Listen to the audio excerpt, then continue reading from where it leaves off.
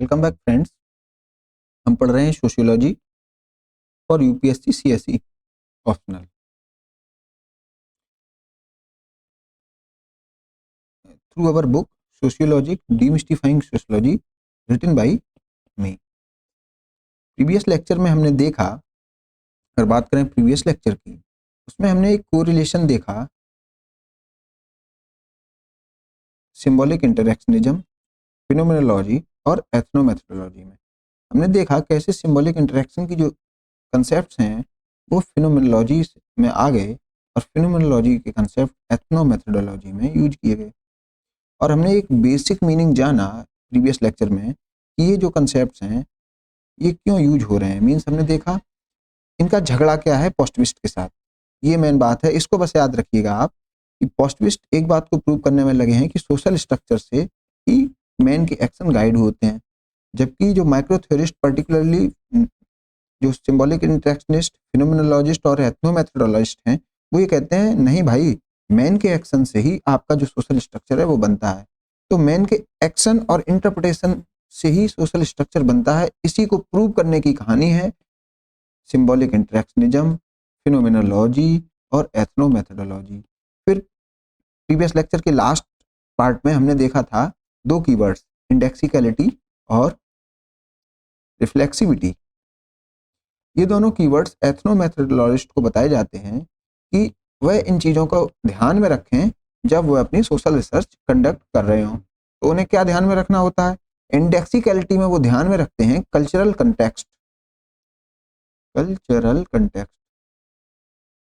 और रिफ्लेक्सिविटी में ध्यान में रखते हैं कि लोगों के जो एक्शन होते हैं वो रिफ्लेक्शन होते हैं उनकी मीनिंग और क्लासिफिकेशन के। ये बस दो चीजें ध्यान में रखनी होती हैं। अब देखते हैं, इसका इन डिटेल डिस्कशन करेंगे इस लेक्चर में और इनका कुछ एग्जांपल्स के साथ मीनिंग समझेंगे। डिस्कशन को स्टार्ट करने से पहले मैं एक आपको इसको रिलेट करना चाहता हूँ टॉपिक को। एक बॉलीवुड मूवी है, शायद जैकी श्रॉफ की है, उसमें एक गाना है, मेरे मुन्ने भूल ना जाना, तुम अपना फर्ज निभाना, मेरे दूध का कर्ज चुकाना, कुछ ऐसे कहा जाता है। मीन्स उस गाने में माँ अपने बच्चे को याद दिला रही है कि तुम्हें कुछ फर्ज निभाना है, फर्ज निभाना है। तो ऐसे ही इस गाने का यहाँ पे कंटेक्स्ट क्या है, यहाँ एथनोमेथोडोलॉजिस्ट को याद दिलाया जा रहा है। क्या है? याद दिलाया जा रहा है कि आप जब सोशल रिसर्च करने जाएं भाई तो दो चीजों को याद रखें, नहीं तो आप सब बेकार कर लेंगे। दो चीजें क्या है? एक है इंडेक्सिकलिटी, एक है रिफ्लेक्सिविटी। मीन्स ये दो टॉपिक जो इंट्रोड्यूस कराए गए, इसको बस आपको कुछ याद दिलाने के लिए इंट्रोड्यूस कराया गया कि इन चीजों को हमेशा दिमाग में लेके चलें, तभी आपकी सोशल रिसर्च ठीक तरीके से हो पाएगी। ये कुछ इनका कंटेक्स्ट है टॉपिक का। चलिए स्टार्ट करते हैं इंडेक्सिकलिटी से। ये दोनों टॉपिक्स एथनोमेथोडोलॉजी के सेंट्रल आइडिया कहे जाते हैं, central ideas to ethnomethodology. Ethnomethodologist consider that people use two important techniques, ये टेक्निक्स हैं और कुछ भी नहीं, to make sense of their social world which are as follows. ये एथनोमेथोडोलॉजिस्ट को याद दिलाया जाता है कि लोग जो हैं, जो आम लोग हैं जिनकी आप स्टडी करते हैं, यहाँ पे जो पीपल लिखा हुआ है ये मीन है कॉमन पीपल। जो आम लोग हैं जिनकी आप स्टडी करने जा रहे हैं, वो अपने आसपास की सराउंडिंग का जो सेंस है, अपने सराउंडिंग को समझते हैं। वो दो प्रिंसिपल्स के आधार पर समझते हैं, दो टेक्निक के आधार पर समझते हैं। वो है, एक है इंडेक्सिकलिटी और दूसरा है रिफ्लेक्सिविटी। तो क्योंकि उनकी अंडरस्टैंडिंग ही हम समझने जा रहे हैं, तो उनकी अंडरस्टैंडिंग में इंडेक्सिकलिटी और रिफ्लेक्सिविटी का एक इंपॉर्टेंट रोल है, इस पे चर्चा करेंगे। इंडेक्सिकलिटी Indexicality refers to the idea that no word, gesture or action has a fixed meaning. Instead, meaning is always indexed, tied to a specific context. ये कहते हैं, मान लिया आप कोई एक ट्राइबल सोसाइटी में गए, मैं एग्जांपल्स के साथ ही एक एक पॉइंट डिस्कस करूंगा तभी आप समझ पाएंगे, नहीं तो नहीं समझ पाएंगे। एक एथनोमेथोडोलॉजिस्ट है भाई, इसको मैं ईटी लिखूंगा, एक ट्राइबल सोसाइटी 1 में गया, ठीक है, और एक ट्राइबल सोसाइटी 2 में गया। क्योंकि ये छोटी छोटी सोसाइटी एथनिक ग्रुप का ही स्टडी करते हैं, तो दोनों ट्राइबल सोसाइटी का एग्जांपल लेना मेरे लिए अच्छी बात हो जाएगी। इसने यहाँ पे एक रिलीजन देखा, उसका नाम देखा R1, यहाँ पे रिलीजन देखा, इसका नाम देखा R2। फिर देखा इसने कहा यहाँ पे जो रिलीजन था जो बहुत सेक्रेड था, मीन्स बहुत इज्जत के साथ लोग उसको देख रहे थे, वो इस सोसाइटी में जाके ही क्या बन गया, प्रोफेन। मीन्स R2 यहाँ पर गलत नजरों से देखा जा रहा था या कोई रिलीजन की नजरों से नहीं देखा जा रहा था, उसका कोई लोड नहीं ले रहा था समाज में। जबकि इस सोसाइटी में जब वो देखता है तो R1 का कोई लोड नहीं लेता है। तो उसको ये बात समझ में आई कि यार कुछ ऐसा है जो चेंज होता है, मीन्स रिलीजन का जो मीनिंग है वो चेंज हो रहा है। मीन्स कोई भी चीज फिक्स नहीं है, आप ये मान के चलिए। तो एथनोमेथोडोलॉजिस्ट को थ्रू इंडेक्सिकलिटी ये हमेशा याद दिला दिया जाता है कि आप पॉजिटिविस्ट जैसा फिक्स्ड मान के कुछ भी ना चलें, क्योंकि लोग ही फिक्स्ड नहीं मान रहे हैं कुछ कोई चीज को। कैसे नहीं मान रहे हैं, इसका एग्जांपल ये है कि एक रिलीजन यहाँ पर सेक्रेड है तो दूसरी जगह प्रोफेन है। तो जैसे कि पॉजिटिविस्ट रिलीजन को एक ऑब्जेक्टिव नजर से देखते हैं, तो एथनोमेथोडोलॉजिस्ट को क्या करना है, वो हर चीज को बड़ा सब्जेक्टिव तरीके से देखें और उसके कंटेक्स्ट को स्टडी करें। कंटेक्स्ट मीन्स कल्चरल बैकग्राउंड को स्टडी करें। आप अगर एक ट्राइबल सोसाइटी को स्टडी कर रहे हैं तो आपने देखा वहां पे एक रिलीजन है, उस रिलीजन का जो बैकग्राउंड है वो उस ट्राइबल सोसाइटी में ही है, उसके कंटेक्स्ट में ही उसको स्टडी करें। पता लगा आप R1 को स्टडी कर रहे हैं लेकिन कंटेक्स्ट ले रहे हैं R2 का, तो आप सब गड़बड़ कर लेंगे। तो इसीलिए आपको बस याद दिलाने के लिए कि कहीं आप पॉजिटिविस्ट जैसा बिहेव ना करने लगें, आप ये समझ लें कि context is most important thing in your social research. ये तो बात हो गई पहली। और इसको इंडेक्स क्यों कहा जाता है, पहला डाउट आपके दिमाग में, इंडेक्स। इंडेक्सिकलिटी में इंडेक्स इसलिए कहा गया, इंडेक्स वर्ड इसलिए है, आप बुक देखिए, बुक में बहुत सारे चैप्टर होते हैं, चैप्टर 1, चैप्टर 2 एक इंडेक्स में लिखे होते हैं। तो चैप्टर 2 को जब आप पढ़ रहे हो तो चैप्टर 2 को आप अकेला यूं ही नहीं पढ़ सकते। चैप्टर 2 से पहले आपको चैप्टर 1 का कंटेक्स्ट पता होना चाहिए। मींस चैप्टर 2 को आप स्टडी तो करें लेकिन with in the context of chapter 1। Means book के इंडेक्स से आपको क्या समझ में आता है, context is more important than anything other. तो ये बात तो समझ में आई कि कंटेक्स्ट को भूल ना जाना, मेरे मुन्ने कंटेक्स्ट को मत भूल जाना। It means that the sense of any object is derived from it context. यहाँ पे कंटेक्स्ट एक सोसाइटी एथनिक कम्युनिटी 1 का था, यहाँ पे एथनिक कम्युनिटी 2 का था। चलिए, तो यहाँ इसका मीनिंग क्या है, नो फिक्स्ड मीनिंग, कोई फिक्स्ड मीनिंग नहीं है। यहाँ पे रिलीजन R1 है और यहाँ पे रिलीजन R2 है, और जो मीनिंग फिक्स नहीं है तो कैसा है मीनिंग, मीनिंग है डायनेमिक। और डायनेमिक में भी कैसा, कंटेक्स्ट बेस्ड। और कंटेक्स्ट में कंटेक्स्ट कहां से ड्राइव हो रहा है, इट इज इंडेक्स जैसे बुक का index. It is indexed means tied in a particular situation. Religion अगर है तो एक पर्टिकुलर सिचुएशन में ही उसको स्टडी करिए, उसको वहीं पे टाई करके देखिए, उसी पे इंडेक्स करके देखिए, ना कि आप रिलीजन 1 को इस सोसाइटी पे अप्लाई कर दें या इस सोसाइटी का कंटेक्स्ट इस रिलीजन पे अप्लाई कर दें। ऐसा कुछ भी मत करिए, आप सोशल रिसर्च का सब कबाड़ा कर लेंगे। ये समझाया जाता है थ्रू इंडेक्सिकलिटी, किसको, एथनोमेथोडोलॉजिस्ट को। It means sense of an object और फिनोमिनन। यहाँ पे फिनोमिनन क्या है, एक्सपीरियंस। आप लोगों को स्टडी करते हैं और उनके एक्सपीरियंस को स्टडी करते हैं, तो उनका जो एक्सपीरियंस आप स्टडी करें तो आप उनके एक्सपीरियंस को एक कंटेक्स्ट में ही स्टडी करें। मींस अगर आपने किसी से पूछा यार ये बताओ डोमेस्टिक वायलेंस तुम्हें कैसी समझ में आती है, उसने आपको बता दिया डोमेस्टिक वायलेंस ऐसी ऐसी होती है, बहुत सारी उसने कहानियां आपको बता दी, और मैं ये डोमेस्टिक वायलेंस में ये एक्ट करता हूँ। आपने उसको नोट किया और आप उसकी सोसाइटी को स्टडी नहीं करे, आपने उसका कंटेक्स्ट भूल गए।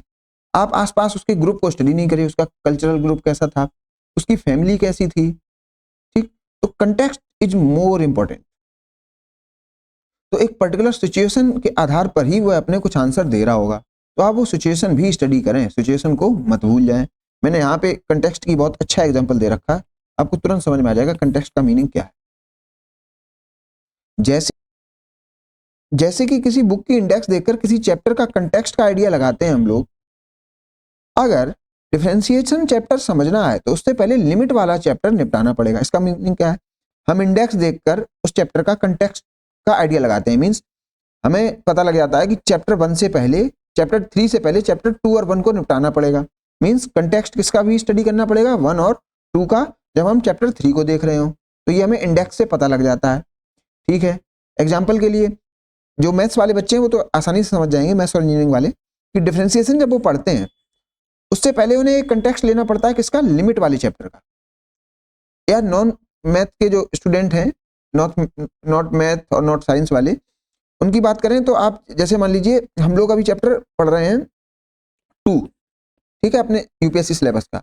तो इसका जो सिलेबस चैप्टर 2 का जो कंटेंट है उसको समझना पड़ेगा चैप्टर 1 के साथ में। चैप्टर 1 का जो कंटेंट है उसके साथ ही इसको समझ सकते हैं, ना कि इसको आइसोलेशन में देखेंगे। मींस अगर चैप्टर 1 का आइडिया आपको नहीं है या सही से नहीं पढ़ा चैप्टर 1, तो क्या पता आप चैप्टर 2 को सही से ना समझ पाए। बस इस बात को हाईलाइट करती है ये थ्योरी इंडेक्सिकलिटी, या ये जो टॉपिक है इंडेक्सिकलिटी। अब कंटेक्स्ट कैसे समझा जाता है ये समझते हैं। कंटेक्स्ट स्पेसिफिक और एविडेंस स्पेसिफिक डिसीजन, और उन्हीं डिसीजन को इंडेक्सिकलिटी कहा जाता है। मैंने आपसे कहा किसी ने आपकी तरफ हाथ बढ़ाया, तो आपके दिमाग में क्या इमेज बनेगी? आप कहेंगे मुझे कंटेक्स्ट तो बताइए भाई, कंटेक्स्ट का मीनिंग क्या है? हाथ किसके साथ बढ़ाया, चाकू के साथ बढ़ाया या बिना चाकू के बढ़ाया? तो अगर उसने चाकू के साथ बढ़ाया होगा तो कंटेक्स्ट मान लिया चाकू का है, तो वह जरूर कत्ल करेगा। ये आपने इंटरप्रेट कर लिया या मीनिंग लगा दी, आपने क्लासिफाई कर दिया इस नॉलेज को। मैंने बताया नहीं चाकू के साथ नहीं, नॉर्मल हाथ बढ़ाया, तो आपने कहा वो हैंडशेक के लिए बढ़ा सकता है भाई, कोई दिक्कत नहीं। मैंने कहा नहीं चाकू के साथ बढ़ाया, तो आपका जो क्लासिफिकेशन है वो ऐसा भी हो सकता है, क्या पता वो वेजिटेबल काटने के लिए हेल्प करने जा रहा हूं मुझे। तो आप समझ रहे हैं, वही चाकू की मीनिंग यहाँ मर्डर से है और वही चाकू की मीनिंग यहाँ हेल्प से है। तो ऐसे ही एक सोशल स्ट्रक्चर को बहुत सारे लोग अलग अलग तरीके से इंटरप्रेट करते हैं, लेकिन उसका कंटेक्स्ट बहुत इंपॉर्टेंट है, इसको मत भूल जाइएगा। अब देखते हैं कंटेक्स्ट। आप इसको पहले ना पढ़िए पूरा, पहले इसको पढ़िए, इस सेंटेंस को, तो आपको इस सेंटेंस से कुछ एक नेगेटिव कनोटेशन समझ में आएगा। और वास्तव में जब ये सेंटेंस बोला था मुलायम सिंह जी ने, तो ये समझ में आया कि ये गलत बोला। ठीक है, हम इसके गलत या सही पे डिस्कशन नहीं कर रहे हैं, हम बस कंटेक्स्ट को देखना चाहते हैं, इसका कंटेक्स्ट क्या था। तो मैंने इसको स्टडी किया और उस न्यूज़पेपर की कटिंग यहां पर लगा दी। तो इनका जो स्टेटमेंट है उसका कंटेक्स्ट क्या था? इनका कंटेक्स्ट था एक पॉलिटिकल रैली, और कंटेक्स्ट क्या था? एक पॉलिटिकल स्पीच।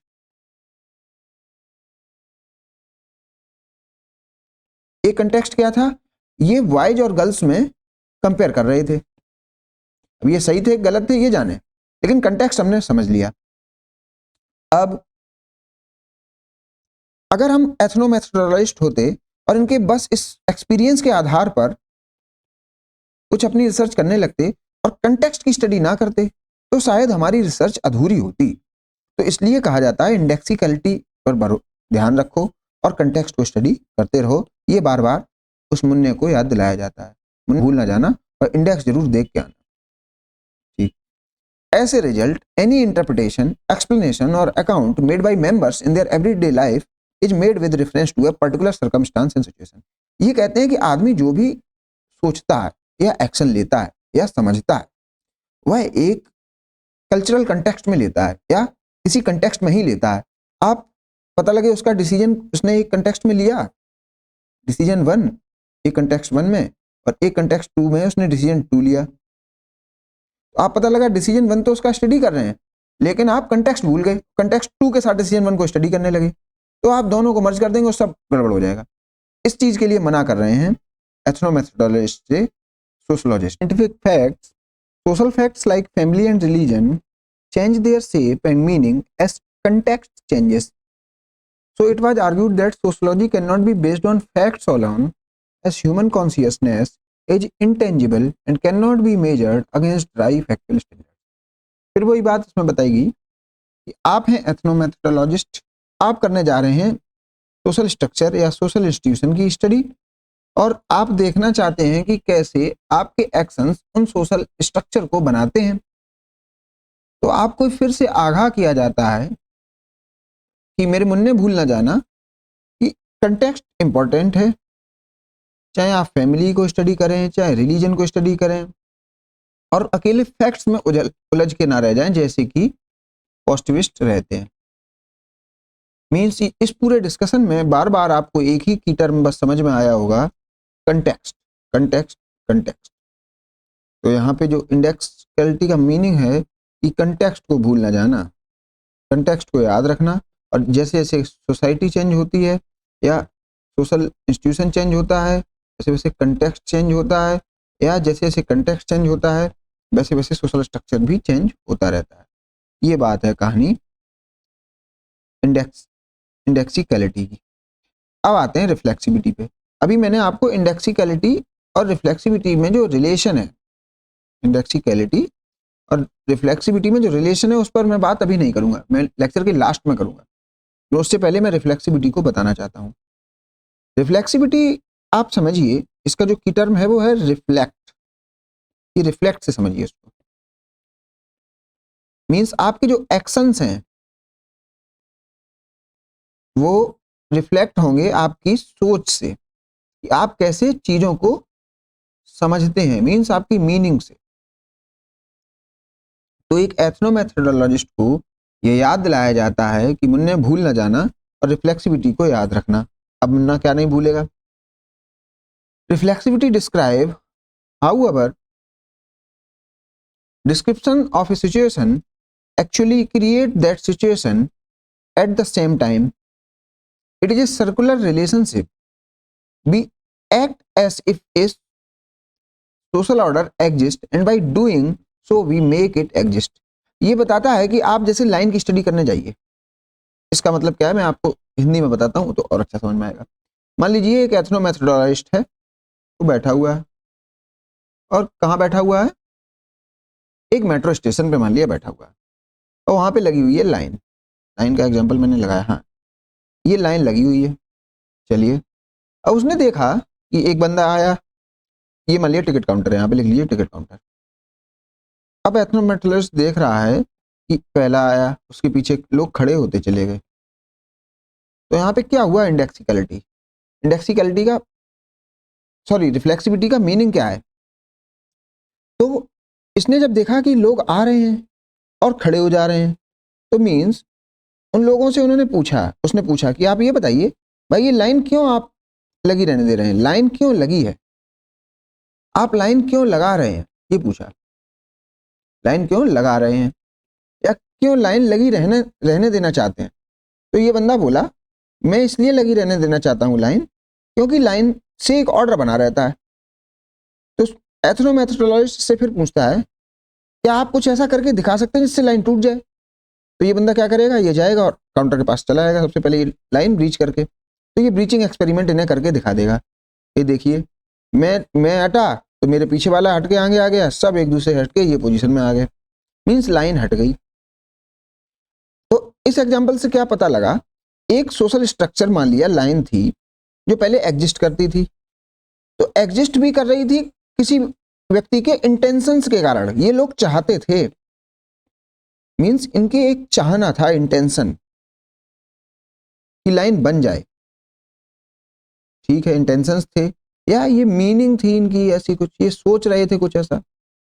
ठीक है, और जब इन्होंने ये सोचना बंद कर दिया, ऐसे इंटेंशंस नहीं रहे, तो लाइन भी हट गई। तो ये तो बात समझ में आई कि लोगों की जो थॉट है उससे सोशल स्ट्रक्चर बनता है। यहां पे अब रिफ्लेक्सिविटी का क्या मतलब हुआ। रिफ्लेक्सिविटी का मतलब हुआ कि हम लोग रिफ्लेक्ट करते हैं अपने थॉट्स, अपनी मीनिंग, अपने एक्शंस में, जिससे कि सोशल स्ट्रक्चर बन जाता है। हम ही बनाते हैं अपने थॉट से, अपने थॉट को रिफ्लेक्ट करके, कुछ एक्ट करके सोशल स्ट्रक्चर। तो इसमें फिर एथनोमेथोडोलॉजिस्ट को यह कहा जाता है कि आप मत भूलिए कि आप जिस चीज की स्टडी करने जा रहे हैं, मान लिया रिलीजन की स्टडी करने जा रहे हैं किसी एक गांव में, किसी एक घर में, तो आप ये याद रखिए कि वो रिलीजन बना है बस लोगों के रिफ्लेक्शन के कारण। लोग एक तरीके से एक्ट कर रहे हैं, इस वजह से बना हुआ है। अगर लोग एक्ट करना बंद कर दें भाई, वो रिलीजन हट जाएगा। तो फिर क्या इसमें क्या बताया गया मेन, तो उससे ये कहा गया आप बस उसके एक्शन को स्टडी कर लीजिए, आप इसको मत करिए, आप उसके एक्शन को स्टडी कर लीजिए, यही इंपॉर्टेंट हो जाएगा। तो आप समझ रहे हैं रिफ्लेक्सिविटी और इंडेक्सिकलिटी से क्या समझ में आता है। इससे बस दो बातें समझ में आती हैं कि इंडेक्सिकलिटी से ये बताया जाता है एथनोमेथोडोलॉजिस्ट को, ये आप कंटेक्स्ट को भूल ना जाना, कि कंटेक्स्ट याद रखना और उसको स्टडी करना। जब आप कोई एक सोशल रिसर्च कर रहे हो, और रिफ्लेक्सिविटी से ये कहा जाता है कि सोशल स्ट्रक्चर की तरफ मत चले जाना, तो किसकी तरफ जाना, आप सोशल एक्शन की तरफ जाइएगा या एक्शन की तरफ जाइएगा, एक्शन को स्टडी करिएगा। क्यों? क्योंकि सोशल एक्शन ही सोशल स्ट्रक्चर बना रहे हैं।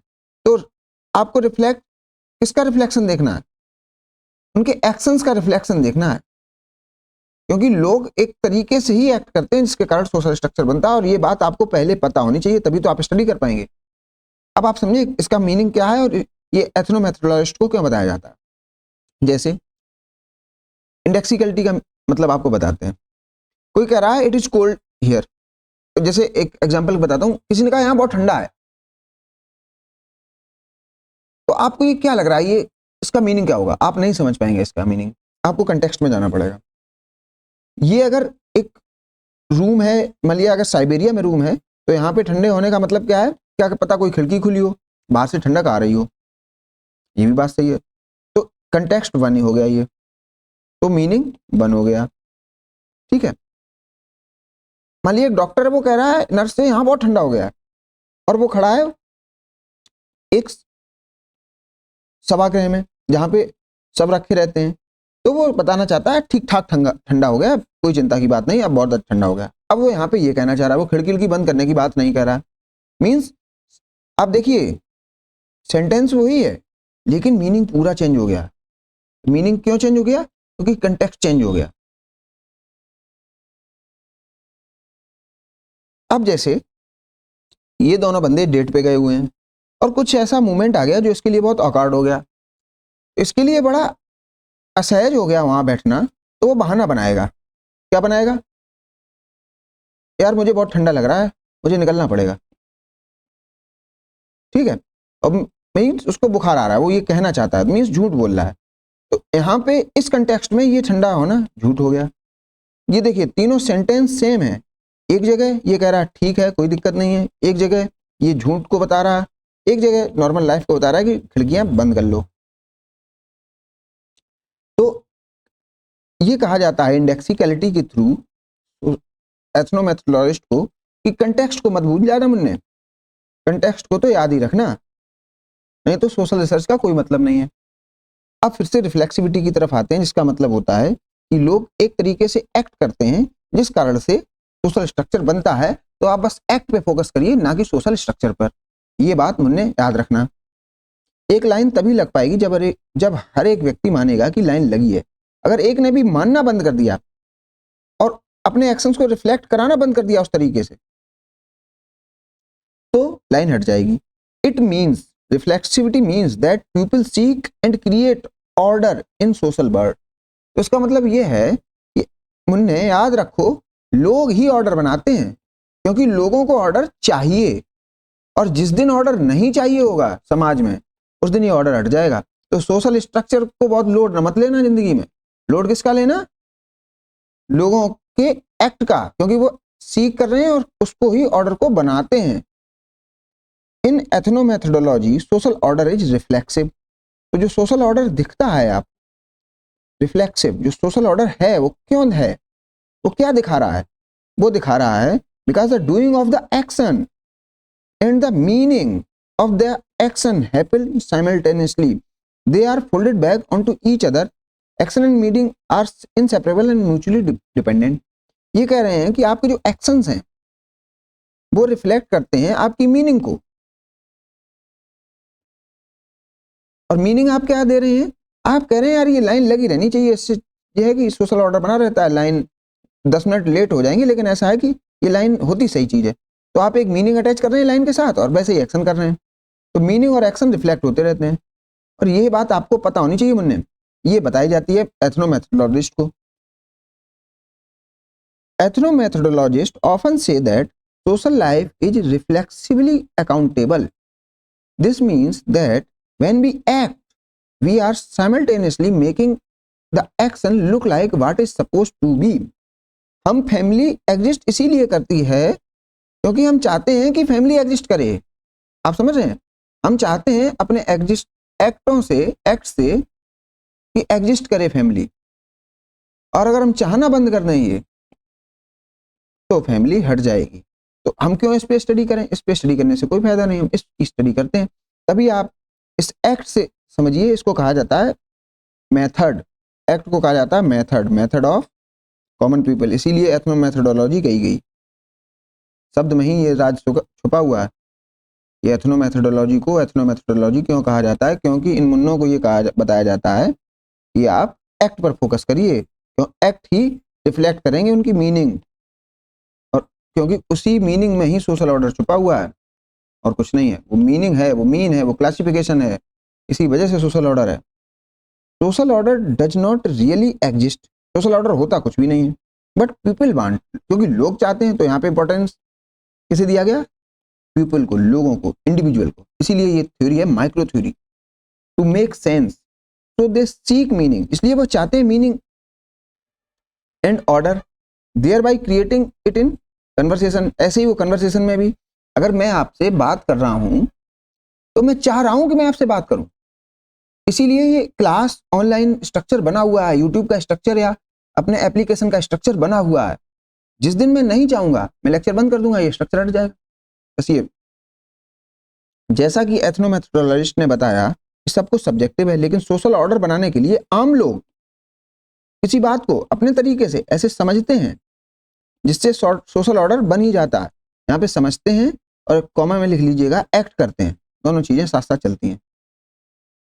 सोशल एक्टर रिफ्लेक्ट्स, इसीलिए रिफ्लेक्सिविटी कहा गया है इसको, reflects upon social actions and identifying some underlying pattern, इसलिए ऑर्डर ढूंढ लेते हैं वो। And based on social interaction ही continuously modifies his social world, और ये जो ऑर्डर है ये मॉडिफाई भी होता रहता है एज पर द नीड। अब देखिए, टीचर एक है, अच्छे टीचर और बुरे टीचर की बच्चे किस पैटर्न के आधार पर पहचान करते हैं, मतलब एक समाज में क्या पैटर्न बना हुआ है, क्या मीनिंग है अच्छे टीचर की। तो बच्चे कहते हैं if knowledge of subject is more then he will remain calm, and if knowledge of subject is less then he will be frequently agree. अब कुछ बच्चे ये कहते हैं कि टीचर को जितना ज्यादा आता है उतनी क्लास में शांति बनी रहती है, उतना ही ज्यादा शांत टीचर होता है। और कुछ बच्चे ये कहते हैं कि जितना टीचर को कम आता है उतना ही टीचर बच्चों को डांटता है, पीटता है और क्लास में अशांति रहती है। तो एक मीनिंग है, और ऐसे ही बच्चों के फिर एक्ट हो जाते हैं और वही रिफ्लेक्ट कर जाते हैं। Teacher is seen as reflection of an underlying pattern. तो अब समझिए, अगर टीचर और स्टूडेंट का इंटरेक्शन हो रहा है, टीचर है और स्टूडेंट है, टीचर का काम यहाँ पे क्या है, वो टीच कर रहा है, और यहाँ पे मान लिया स्कूल का सिस्टम हो गया, स्कूल स्ट्रक्चर, इसमें टीचर भी है स्टूडेंट भी है, ये टीच कर रहा है और ये टॉट हैं, ये पढ़ाए जा रहे हैं।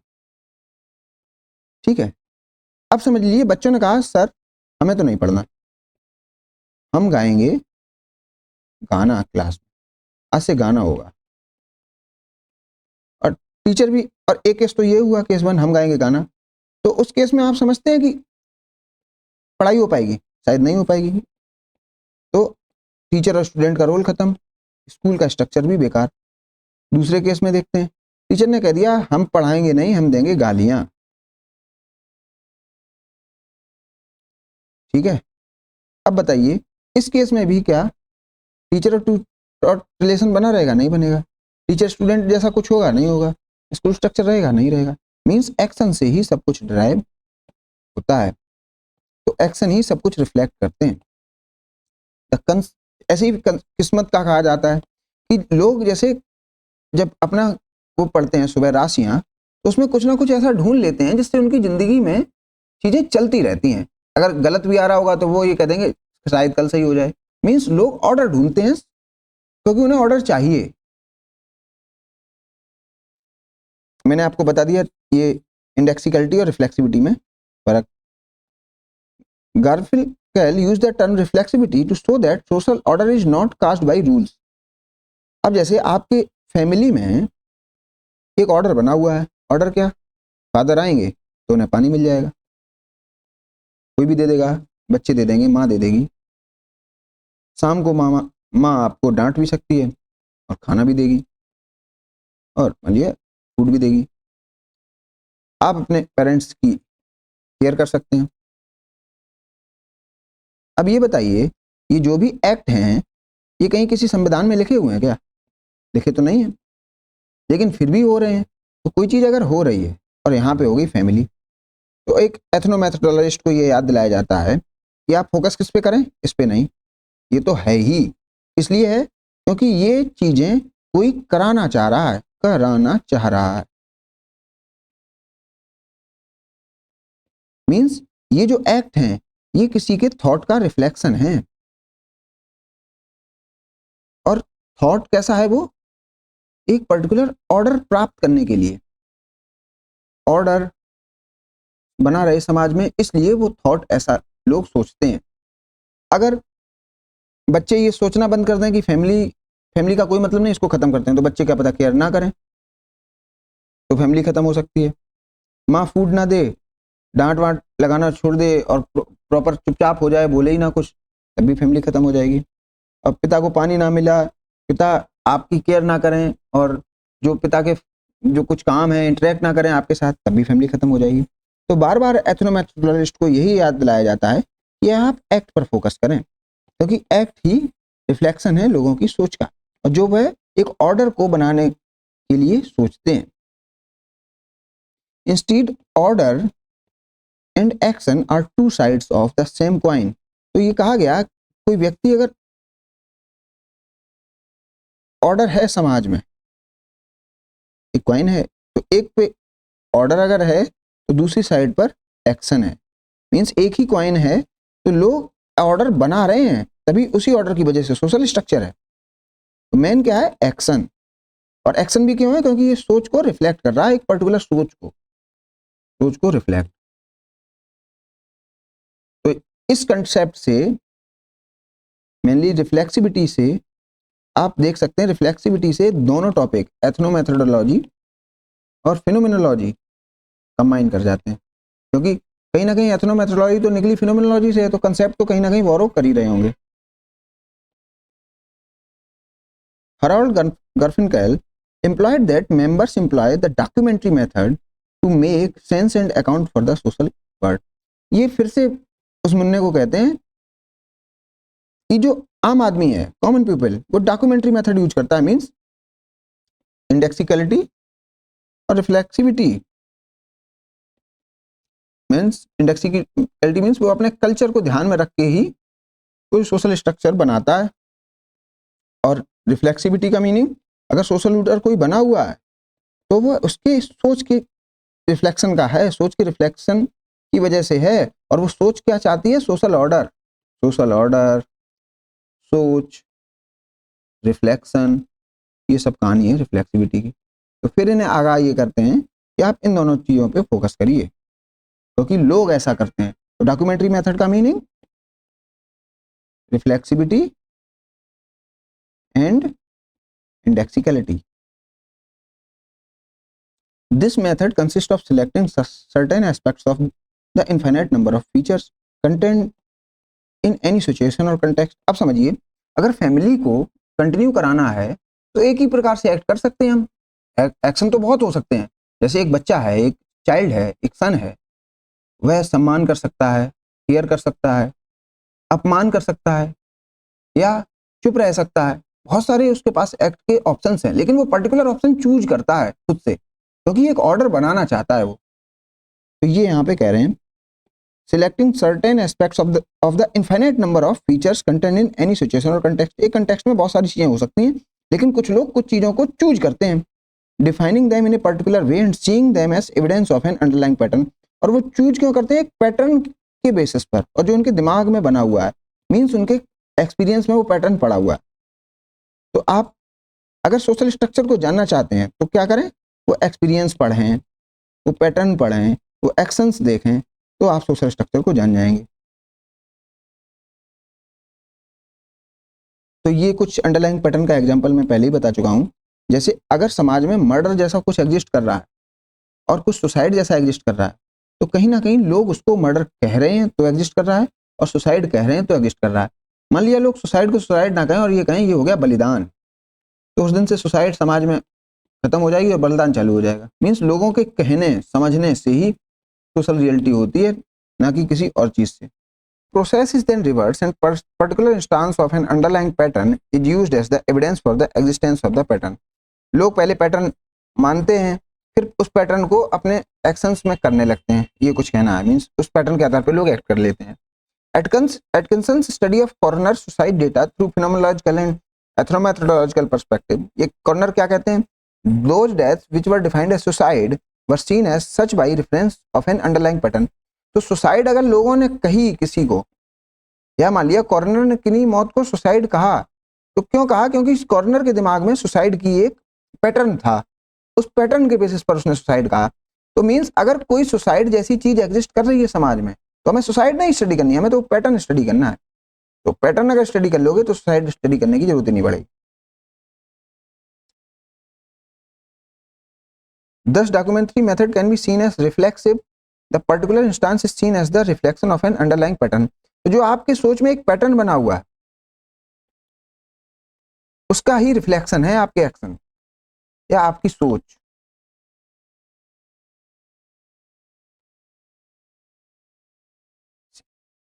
Garfinkel argues that mainstream classical sociology depicts man as a cultural dope, simply acting out on a standardized directive provided by the culture of his society. Instead, members give meaning to the situation, construct their own world rather than being shaped by it. वही कहानी है कि लोग structure से guide नहीं होते हैं, जैसा कि पॉजिटिविस्ट कहते हैं, इनका ये कहना है। जैसे क्लासिकल सोशोलॉजिस्ट कहते हैं ऐसा कुछ भी नहीं, जबकि होता उल्टा है। तो ये रही बात एथनोमेथोडोलॉजी और फिनोमेनोलॉजी की।